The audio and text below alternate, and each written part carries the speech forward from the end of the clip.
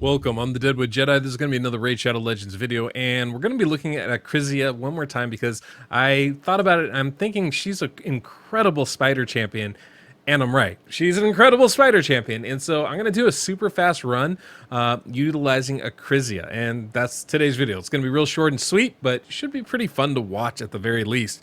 I really appreciate you coming by to watch this video, and if you enjoy it, don't forget to hit that subscribe button down below, the notification bell so you don't miss the next one, and of course, if you enjoyed today's music, we have that Soundstripe link down below in the pinned comment description of this video, along with my code Deadwood Jedi to save yourself 15%. And of course, if you're looking for account work, you can find that on my website, deadwoodjedi.com. So today, the team I'm going to be bringing in, we're going to have Acrizia, Archmage Helmet, and Bellinor. And that's it. It's all I'm going to need to make this work.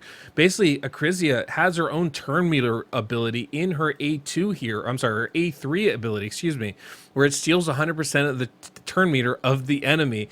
So she's not only going to take the Spider Queen's turn meter down, but actually give it to herself, so she goes even faster. This makes for an incredibly fast run. Obviously, Bellinor's in here just to land the decreased defense and weaken.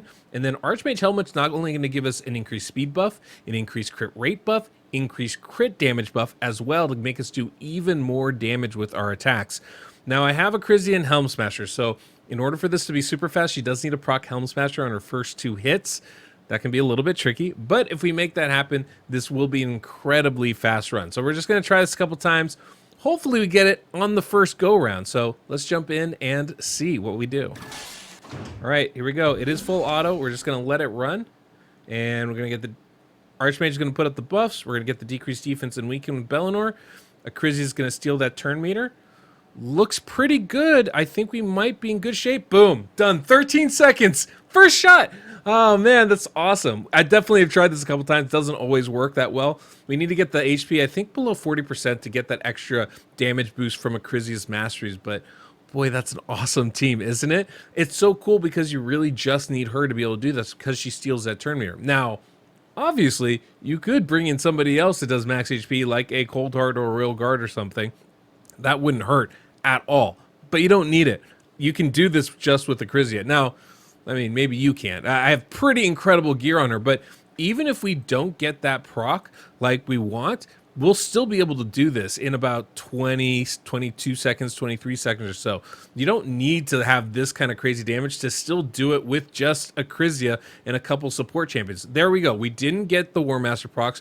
We're still able to take it down. We got War Master on the second hits. That's fine. That's great. But there are definitely times where this fails, where she doesn't get those War Master procs. And in those situations, it's okay because she kind of protects herself anyway. She gives herself a nice big shield and makes this kind of team work any way you slice it, which is pretty awesome. So if we don't kill him here, see, we didn't kill them there. Spiderlings will get a turn here, but look at her shield. She protects herself. It's off that A2 ability, so she's not going to die from one round of Spiderlings coming to kill her. She finishes off 22 seconds.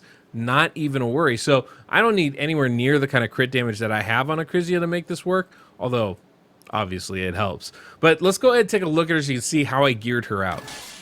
So this is Acrizia. As you can see, I have a Savage set on her as well as a crit damage set, and I think this is the best possible combination you can put on her.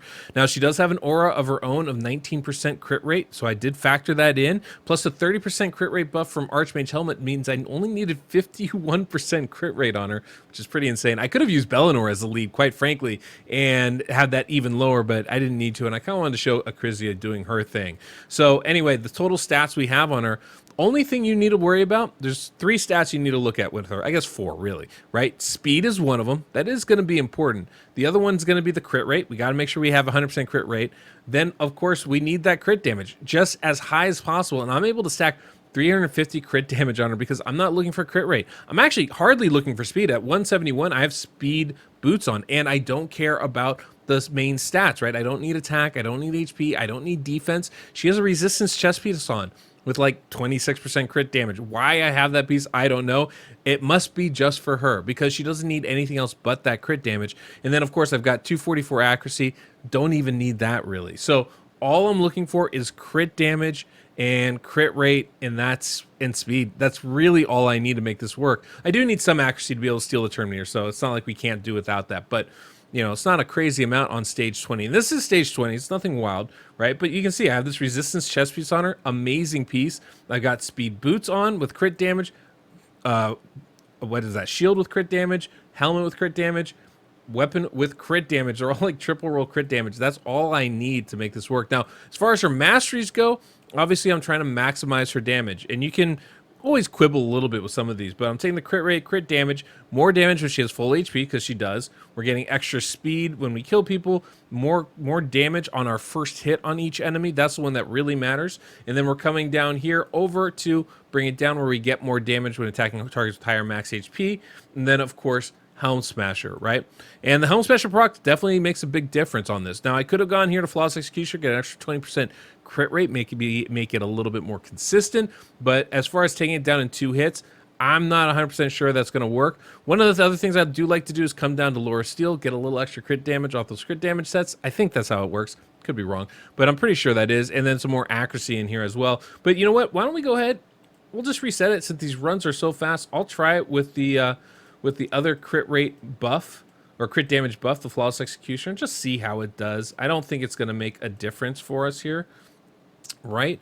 But why the heck not give it a shot when we have the opportunity here? So that's what we'll do right now and just see exactly what we can't do damage-wise. So there we go. That's it. That's all the masters I need. I don't really need anything else. Nothing else is going to help us do more damage, so I didn't even bother. But I should show you the stats of her, right?